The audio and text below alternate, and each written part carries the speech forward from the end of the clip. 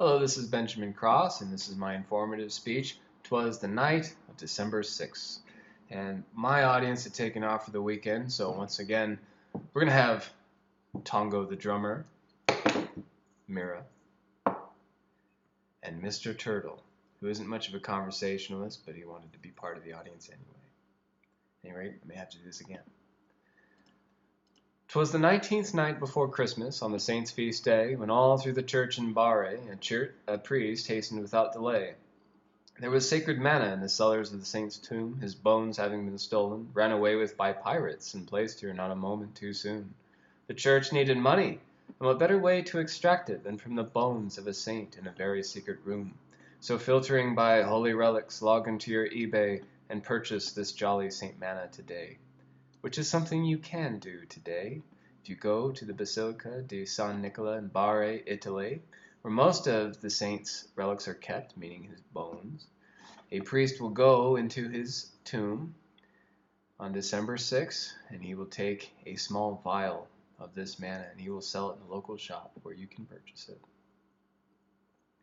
St. Nick was born in 270 AD. He died December 6th, being his feast day in 343 AD. Mainly legends surround him, and today, of course, he is known as Santa, the image of a red coat, stockings, chimneys, and presents. Nicholas, during his lifetime, was known as Nicholas the Wonder Worker, and there are many miracles. But first, we'll look at the historical context of his life. In his early life, he lived in Patara, which was a Mediterranean seaport in Turkey, to a wealthy Christian Greek family. He had an affinity for religion early, and when his parents tragically died, he was raised by his uncle Nicholas, Bishop of Patara. He eventually moved near to the Holy Lands in Jerusalem in a church of St. George in a cave with others near Bethlehem, which is near the Dead Sea. There was a lot of scripture that came out of this area, being the Dead Sea Scrolls, and that would become very important later. In this cave is actually text inscribed in the stone written by him that are preserved today that you can go and see.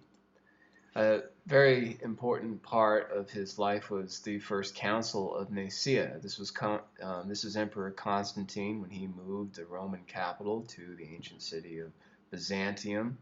And Christianity had become so popular that he was going to announce it as the official religion of the Roman Empire. And in doing that, he assembled the First Council of Nicaea, bringing dignitaries from that area of the world and experts of Christianity together to establish religious law, which was canon law. Also, bringing the material or excluding material that would eventually become the Bible. Also, the tradition of Easter was officially established here. And so that is Nicholas in a historical context. He spent much of his life as part of these councils in Nicaea, being very close to the original genesis of Christianity. But Nicholas the Wonder Worker, where his legends come from, there were stories of criminals and murderers and resurrections. Doors of churches would apparently open by themselves when he would arrive. But mainly, St. Nick was known by sailors. He would often travel along the Mediterranean, and the weather wasn't always clement. And so there's a story of a sailor climbing up on a mast during really stormy weather, and he fell, and he died. But St. Nick kneeled before him and prayed, and he brought him back to life. And he'd look up at the storm, and he'd say, "God will protect us." And at any rate, sailors enjoyed him, and eventually he became the patron saint to the Christian Greeks, their Hellenic navy, and he became synonymous with Poseidon. There are also stories of St. Nick in the Beit Jala cave where he originally was, near the Dead Sea, and these are local stories that are passed on from generations to generations. One of the most significant stories, of course, is gift giving. So where does that come from? That comes from a farmer who had 3 virgin daughters, and he could not afford their dowries, and so their futures looked pretty bleak. And St. Nick would apparently, late at night, sneak in through their windows and leave them money. So eventually Saint Nick became known for his gift giving, and the Albanians had a phrase, "May the night of Saint Nicholas help you." But in particular, sailors, when they would come into port, especially during December 6th, Nick being their patron saint, they'd establish a tradition of gift giving, buying gifts, souvenirs for their kids, and so forth, and it really grew from there. St. Nick in America, it's unclear who brought him, but New York Historical Society made him their patron saint. Washington Irving joined the society in 1809, and he's known for writing the Knickerbocker's History of New York. This included satirical characters such as Rip Van Winkle, an old man who slept through the Revolution.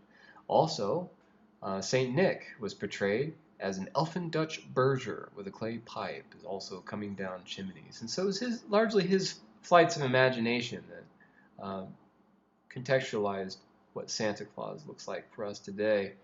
But he at this time he looked like anything. He looked like a rascal with a blue three-cornered hat, like a pirate, a red waistcoat, yellow stockings, broad-brimmed hats, or a huge pair of Flemish trunk hose. Christmas, December 25th, and that time was an area where people weren't working, and so largely it was a bunch of raucous drunkenness, but eventually it became something more towards nurturing children and stories. And you can see that, such as in this poem, St. Nicholas, my dear good friend, to serve you ever was my end. If you will now me something give, I'll serve you ever while I live. Also, The Children's Friend was compiled several different poems.